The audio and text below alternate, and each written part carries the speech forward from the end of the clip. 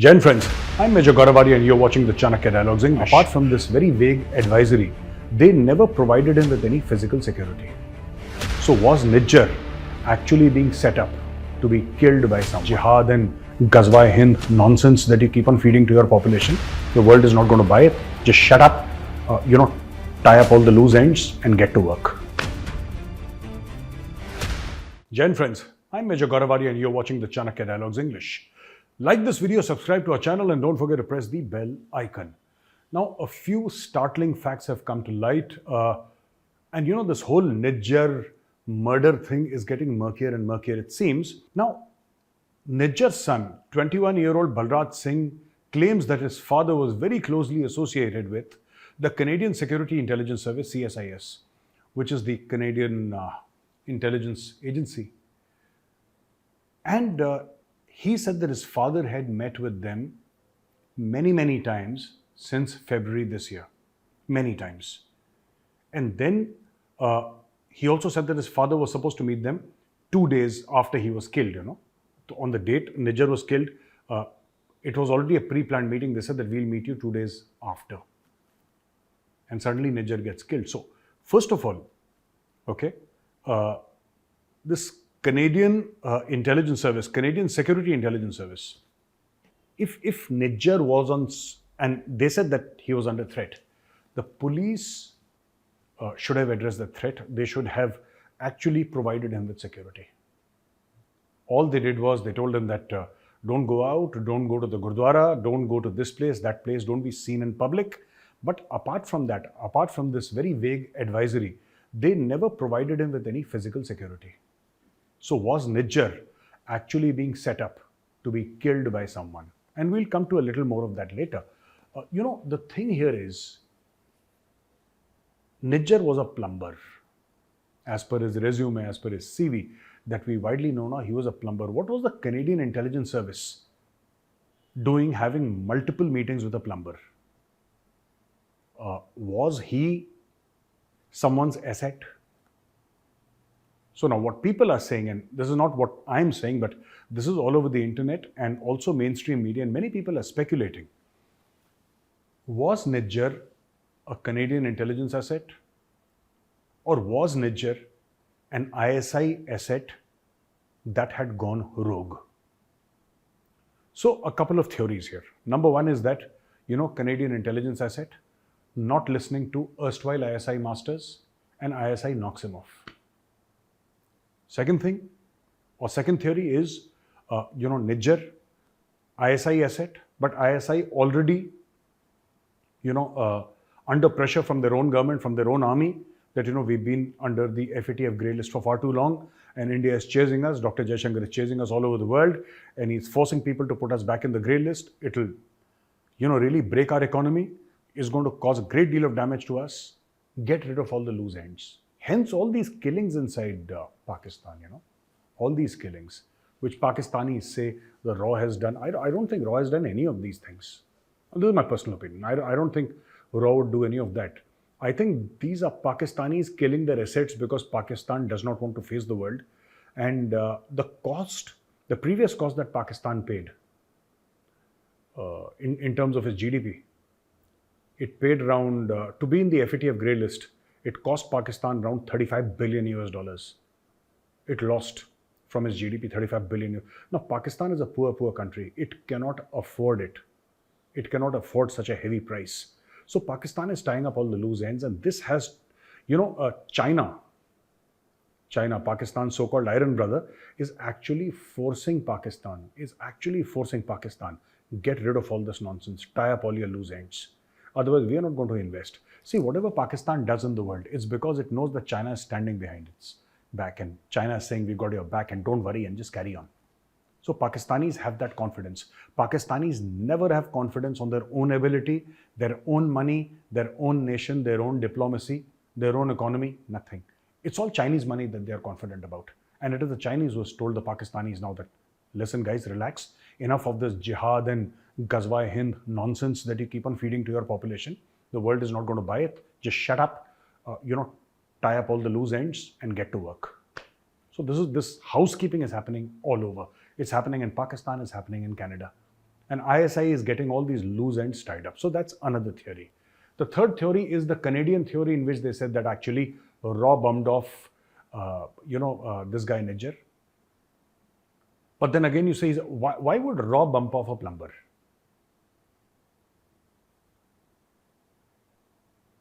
Canada says, okay, let's go by Canadian facts. Okay, forget about what India is saying for a moment. Let's go by Canadian quote-unquote facts, or what Canada perceives to be facts.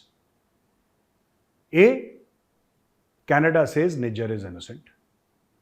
B, Canada says Niger is a plumber.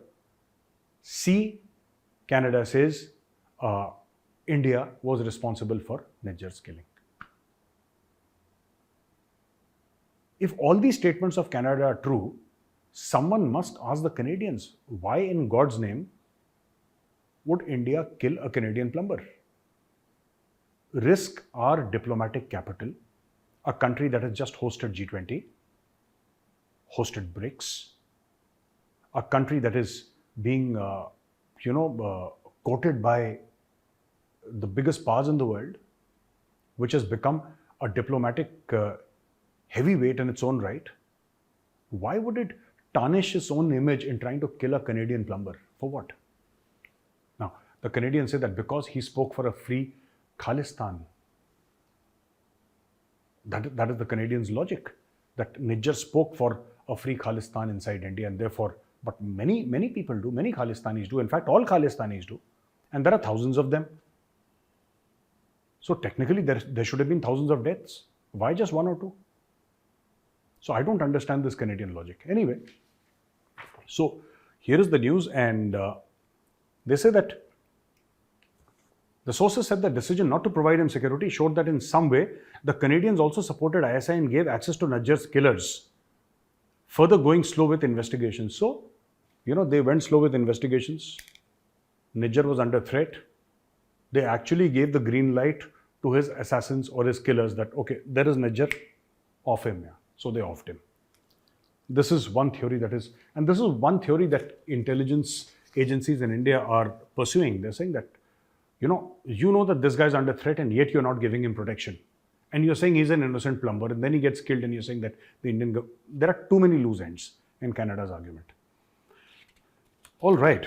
And another news that we have here is, and this is from Dawn News, by the way, Pakistan's premier newspaper, in which this says that Jagmeet Singh, leader of Canada's New Democratic Party, who was recently given a classified government briefing on the matter, said he is convinced that the Modi government is involved in the killing on Canadian soil. I can confirm what the Prime Minister shared publicly, that there is clear intelligence that Canada has that lays out the following case, that a Canadian citizen was killed on Canadian soil and foreign government was involved. That intelligence is something I think is very credible. I can confirm after receiving those briefings, I absolutely believe that. See, Jagmeet Singh, whom I call Jagmeet Singh, is a crook. He's a Khalistani and he's therefore a crook. Now, Jagmeet Singh has supported Justin Trudeau's government, this so-called New Democratic Party, which is nothing but a front for Khalistanis and criminals and drug peddlers and drug addicts and extortionists, etc. Their head is this guy called Jagmeet Singh. You can look at his, here, see his photograph on the screen. Now, Jagmeet supported Justin Trudeau. He ensured that Justin Trudeau became the Prime Minister of Canada, or he was one of the people responsible for propping up a weak coalition. He put all his weight behind, because this guy is now suffering. Justin Trudeau's popularity ratings are going down, and everybody is saying that this guy can't. There is a huge housing crisis in Canada. People are not able to put food on the table, and so this was his last roll of the dice. Blame an outside power for Canada's internal problems. Just say that the Indians did it. So when there is an outside attack, everybody comes together and says, no, Justin, you're going to save Canada and let's fight against the Indians, etc. So that is what even Jagmeet Singh and Justin Trudeau had anticipated. Now, Justin Trudeau clearly lost because there is no proof. Now, what is Jagmeet Singh saying? Jagmeet Singh says that, I absolutely believe it. I absolutely believe what Justin Trudeau said. and I support Justin Trudeau in this. I think India killed. It does not matter. Somebody should tell Jagmeet, what you and your Khalistani goons believe, or your Pakistani supporters believe or disbelieve or do not believe, is irrelevant in this world. Nobody likes you. You particularly, of course, but nobody likes the Khalistanis also. Nobody likes the Pakistanis. Nobody believes you, and it is irrelevant what you believe or not here. It's irrelevant. The world does not believe. And forget about believing or not believing. How is that relevant? Show us the proof. Show the world the proof. But worse than that, Jagmeet Singh has shown his true colors like a Khalistani. And I was saying that, and I was telling a lot of Khalistani, they didn't like it. And one or two called me also. He says, Mirza, why do you say this? Why do you say that? And all that. These people, these Khalistanis, were not true to Mother India. They betrayed Mother India. How did the Canadians even assume for a moment that they would be loyal to Canada? And look what Jagmeet Singh did. He did exactly what I was pointing out before. In a new series of tweets, he has now started blaming Justin Trudeau for the crisis that Canada finds itself in. And he's totally ignored the fact that it was he who has supported Justin Trudeau to, not act in the best interests of the Canadian people. It is with his help that Justin Trudeau is the Prime Minister. And today, in his tweets, he's sounding as if he's got nothing to do with the government. It is Jagmeet and party who has supported Justin Trudeau. It is Jagmeet and gang, this whole Khalistani gang. And today, this Khalistani gang, typical of Khalistanis, betray every country where you have been in. Betray everybody. Betrayal is the core value of all Khalistanis. Betrayal is in their blood.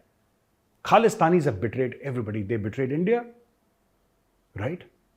And now they've betrayed Canada. Jagmeet has just betrayed Canada. He's betrayed Justin Trudeau. You can take a look at these tweets where Jagmeet says that, Justin Trudeau must answer and this housing crisis. So suddenly, all the problems are because of Justin Trudeau and not because of Jagmeet, right? The third story that I'm going to cover today is that there is a report, and this is a Pakistani report. Again, extremely interesting. And this says that 90% of beggars arrested abroad are of Pakistani origin. The Senate Standing Committee on Overseas Pakistanis was informed on Wednesday that a growing number of beggars from Pakistan were moving abroad, which has spurred human trafficking. Overseas Ministry Secretary Zulfikar Haider made this disclosure during a discussion in the Senate panel on the issue of skilled and unskilled labor leaving the country. In a startling revelation, Haider informed the committee that a staggering 90% of beggars arrested in foreign countries were of Pakistani origin. He explained that many beggars exploited pilgrim visas to travel to Saudi Arabia, Iran, and Iraq. So, ladies and gentlemen, it's not just the generals, the politicians, the judges, the bureaucrats who are begging. It is the common Pakistani who's begging here. It is the common Pakistani who's begging. And this entire country of 250 million people is busy in doing only one thing, asking for dollars. This is what the Pakistani report says. 90% of beggars arrested abroad are Pakistani. So basically what this report is saying is that if you arrest 100 beggars, let's say in an X country, you arrest 100 beggars, 90 will be Pakistani. This is Pakistan's export to the world. Beggars and terrorists. This is the Senate report of Pakistan. This is not my report. So you can't claim Hindu and Jewish conspiracy. This is your report, Pakistanis. So with this, I come to the end of the video. Now for the question and answers. So the first one is Solanki Biswas, 863. Hello, Major Sir, I'm Solanki. Hello, Solanki ji. It's good to meet you. My question is, why did the government of India not already cancel the OCI cards of these people since March? I live abroad and I've personally seen the value of calling myself as an Indian versus Pakistani, Bangladeshi, etc. There are distinct advantages of being Indian. Most Bangladeshis and Pakistanis call themselves Indian when Indians aren't around. Our passport has weight. Do you think there was a lax from the government side in this regard, or some laxity is what he's talking about? No, I don't think so. There is a certain process to it. And, it can't just be cancelled on a whim. There is a certain process to it, and that process has to be respected, and that process has been initiated by the government. And it does not matter if we do it in March or we do it in October or November, whenever it happens. It doesn't matter. It's going to impact the same people and it's going to hit them harder still. So nothing lost from our side. Mossad hits. Wow. Respected sir, my name is P. Kanan. Hello, Kananji. I'm from Kerala. Shouldn't we stop issuing visas to Pakistanis and stop sale of medicines, thereby bringing Pakistan to its knees? Since we are suffering from terror emanating from Pakistan for the last 75 years, I'm so appalled as to why successive governments haven't taken such a stand. You see, I also don't understand why we have not taken such a stand. And I say, not just sale of medicines. I think all interactions with Pakistan must finish, all interactions here. All interactions just need to be stopped immediately here. We just need to stop interacting with that country. It's not just about cricket. It's about badminton, squash, kho-kho, kabaddi, whichever game we play, whichever trade, medicine, non-medicine, it doesn't matter. Anything that has a Pakistani connect needs to go. That is my core belief. Gaurish Balgi. Namaskaram from Gaurish. Namaskaram, Gaurish ji. Major sir, as a common man, what can we do to teach Canada a lesson? For China, we stopped using products manufactured by them. In this case, how can we impact Canada? Very interesting question, Gaurish ji. And I would request you, sir, is to educate people not to send their kids to Canada. You want to punish Canada? The best way is to educate people, educate Indian parents not to send their kids to Canada and tell them very clearly that your kids' lives are in danger. You see, Khalistanis have already threatened Hindus. Okay? And it is not that they are not harming Sikhs also. We are under this misconception. They are harming Sikhs also. Though they have explicitly threatened Hindus, they are harming Sikhs also because 99% of the Sikhs, they don't believe in this Khalistan nonsense. They don't believe, they are peaceful people who just want to go about doing their jobs or doing their business. They don't want to believe in this nonsense called Khalistan, but they are forced to. They are forced to. At gunpoint, they are being forced to. So, if you want to punish Canada, stop sending your kids to Canada for education. That is the only way you can punish Canada very hard. You will bring their economy to its knees. Indians should stop and simply, just stop sending your kids to Canada. If you find anything, any Canadian brand, I don't want to take the name of any brand right now, otherwise tomorrow, you'll say that, he said this and that, but if I want coffee, I'll go to Barista or I'll go to Starbucks or I'll go to Cafe Coffee Day. I don't go to Tim Hortons. मेरा मन उतर गया इन लोगों से.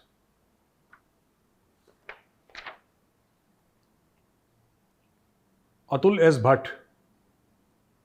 I can observe that quite a good chunk of Punjabi youth is getting radicalized by Khalistanis and ISI operated social media handles. Even many Punjabi singers and actors are pro-Khalistani sentiment. How should India work on this, resolve this? You see,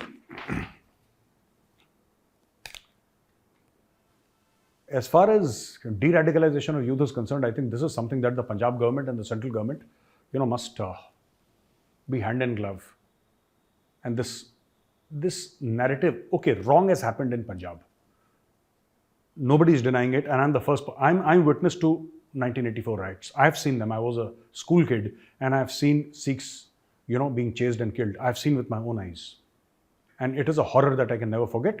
It was a genocide. There is no doubt. Right, and no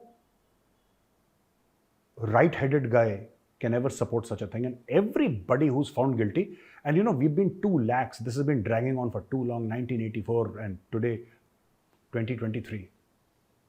There will be some angst, and there'll be a lot of angst. But I think what we need to do is get down to the basics. Talk to the youth in Punjab. They are good people. Punjabis, Hindus, Sikhs, Christians, Muslims. I think we should talk to them. I think conversation is the key. Keep thrashing the Khalistanis. There is no problem with that. Thrashing of Khalistanis must not stop. But we must keep on talking to the youth of Punjab, and finally, we must understand one thing here. This Punjabi music people who are Khalistani influenced, and they keep on peddling this Khalistani narrative. We must cut off their roots from India. They should not get 1 rupee of Indian money. They'll forget Khalistan, I'm telling you. These Khalistanis, as proven by Jagmeet Singh. Jagmeet Singh rose to prominence because he was Justin Trudeau's partner in crime. Today, Jagmeet has stabbed Justin Trudeau in the back. So, big deal. There it is. You see? Essentially, what is there is that all Khalistanis, they respect strength. They don't respect right or wrong like you and me. Khalistanis respect strength. The day these singers, who wave guns and they have Bhindra Wale's poster and all, the day you stop their money, the day you stop their money, they'll come touching your feet. I'm telling you, they'll come touching your feet and they'll beg you for money. They are distant cousins of Pakistanis and they have the same mindset. Khalistanis and Pakistanis, same mindset. You just turn the key a little bit and just see all these Khalistani singers. Stop them from the film industry, stop them from performing, stop them every single place. Let them not make 1 rupee of Indian money. Tell your missions all over the world, wherever Khalistani singers perform, to educate the Indians that, this money that singers like Jazzy B earn, a part of their money goes to Khalistani terrorism and it harms India. It harms India's interests and it sheds Indian blood. Educate the people. We have not done enough of that. The day we do that, these Khalistanis will beg for mercy, I'm telling you. Because all these people, their only loyalty is towards money, like Jagmeet has very rightly proven. It's all money, nothing else. So ladies and gentlemen, thank you for watching this video. If you like this video, press the like button, subscribe to our channel and don't forget to press the bell icon. Jai Hind, Vande Mataram, Bharat Mata Ki Jai.